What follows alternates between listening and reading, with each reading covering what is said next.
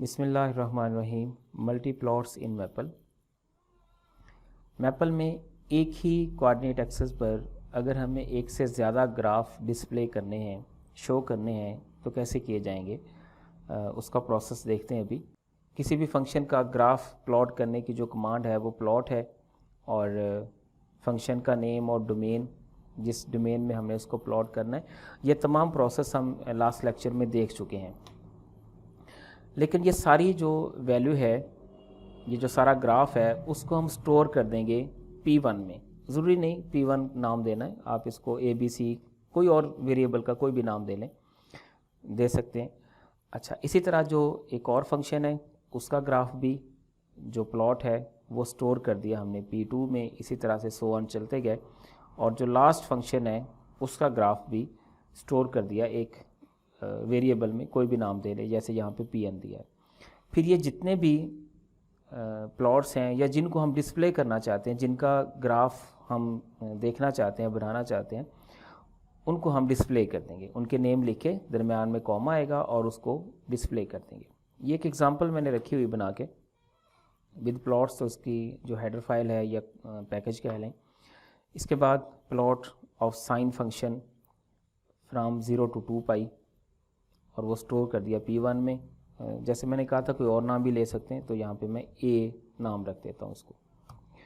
अच्छा, इसी तरह से फिर जो कॉस फंक्शन का ग्राफ है -2 पाई, -पाई से पाई, मैंने ये डोमेन भी चेंज कर दी इसकी, ताकि ये कन्फ्यूजन भी ना रहे कि हमें एक ही डोमेन के अंदर डोमेन उनकी सेम होनी चाहिए। डोमेन मैंने डिफरेंट कर दी यहाँ पे, और स्टोर कर दिया इसको P2 में।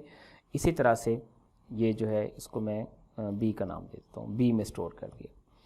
अच्छा, ये कैसे पता चलेगा कि हमारे जो फंक्शंस हैं वो सही वर्क करेंगे या नहीं?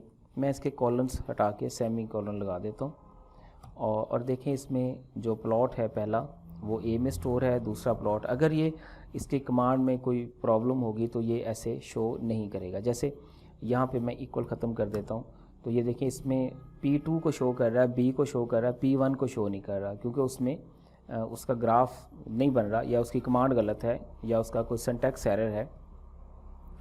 अब उसको वो डिस्प्ले कर रहा है। ठीक, तो इसी तरह से इनके ग्राफ्स को डिस्प्ले कर देते हैं। तो ये इसके ग्राफ हमें नज़र आ गए। अब तीनों ग्राफ एक ही जैसे नज़र आ रहे हैं, हमें कोई डिस्टिंग्विश नहीं है, कोई फ़र्क नहीं लग रहा कि कौन सा ग्राफ किस फंक्शन का है। तो इसके लिए सबसे पहले हम इनके कलर भी चेंज कर सकते हैं, या और कोई स्पेसिफिकेशन ऐसी कर दें जिससे हमें पता चल जाए कि ये फ़लाँ फंक्शन का ग्राफ है। सॉरी, यहाँ पे इसके नेम चेंज करने थे, A और इसका नाम B। ये रहे, चूँकि वो पहले नाम थे, उसके अंदर वैल्यू स्टोर थी, तो वही उसने डिस्प्ले कर दी थी। ठीक, अब हम ऐसा करते हैं, इनके कलर चेंज कर लेते हैं। Colour is equal to red. Sorry, यहाँ पे कॉमा आना था, ये रेड हो गया। दूसरे का जो कलर है वो हम ग्रीन कर देते हैं।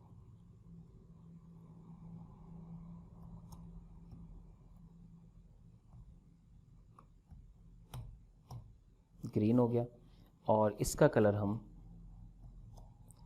ब्लू कर देते हैं।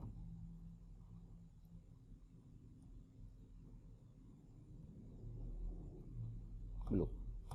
ठीक, ये तीनों कलर्स डिफरेंट हो गए। लेकिन अभी भी देखिए, हम साइन का ग्राफ जो है वो बहुत साइन और कॉस का ग्राफ बिल्कुल एक्सेस के साथ चिमटा हुआ है, यानी बहुत उसकी थोड़ी हाइट नज़र आ रही है।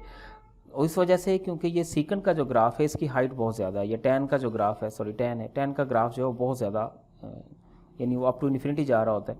तो हम ऐसा करते हैं कि जो टैन है उसको कुछ रिस्ट्रिक्ट कर देते हैं, वाई की वैल्यू को। वाई की वैल्यू -2 से लेकर +2 तक। तो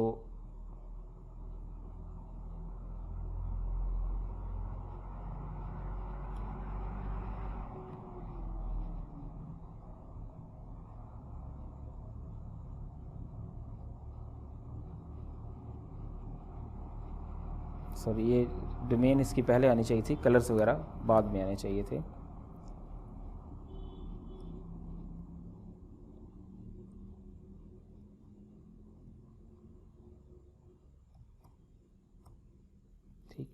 तो अब इसमें ये हमें जो ग्राफ हैं वो पूरे नज़र आ रहे हैं। ठीक, इसकी रिस्ट्रिक्शन और भी की जा सकती है, -1.5 से 1.5 तक कर दें, -1.5 से 2 तक कर दें, तो जितनी हम रिस्ट्रिक्शन करेंगे उसी हिसाब से हमारा जो ग्राफ है वो नज़र आ जाएगा। लेकिन अभी भी हम ग्राफ के अंदर ये नहीं बता सकते कि कौन सा ग्राफ जो है वो किस फंक्शन का है। ठीक, इसके लिए हम यहाँ पे लेजेंड की एक कमांड है वो इंटर करते हैं, लेजेंड = sin x। अब हमें पता चलेगा कि कौन सा जो ग्राफ है वो किस फंक्शन का है। इसी तरह से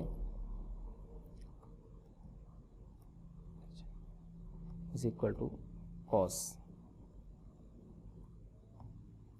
और